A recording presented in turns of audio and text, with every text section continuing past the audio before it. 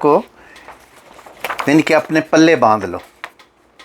یہ چیزیں آپ کے کام آنے والی ہیں اور آپ کی زندگی کو بدل دینے والی ہے.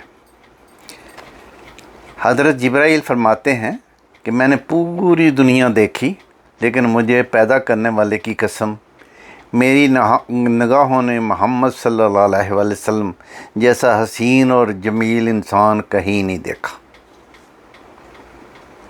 نمبر 2، جب ہم وضو کرتے ہیں تو پاک ہو جاتے ہیں، لیکن جب اللہ کے نبی صلی اللہ علیہ وآلہ وسلم وضو کرتے تھے تو پانی پاک ہو جاتا تھا.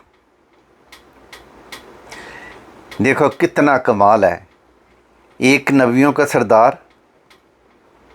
اور ایک جنتیوں تک کا سردار، یعنی کہ نانا بھی بے مثال، نواسا بھی بے مثال.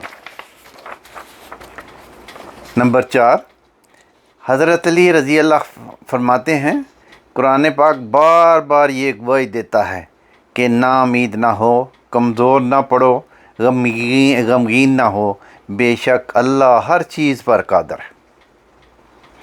اور حضرت علی پانچواں، حضرت علی نے فرمایا آج اگر زندگی مشکل ہے تو کل کی آسانی کا وعدہ بھی تو اللہ نے کیا ہے نا.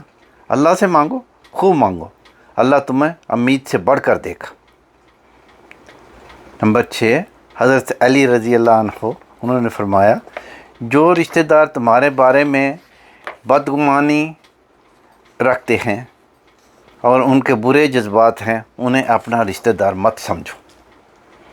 نمبر 7، دل کو سکون بخشنے والے کلمات میرے ساتھ میرا اللہ ہے.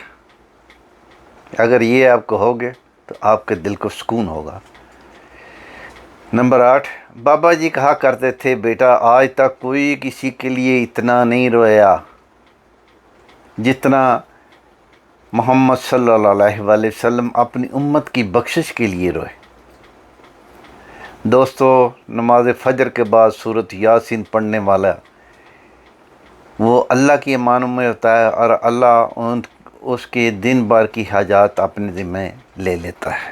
امید ہے یہ چیزیں آپ کے پسند آئی ہوں گی. ان کو لائک کرو، شیئر کرو.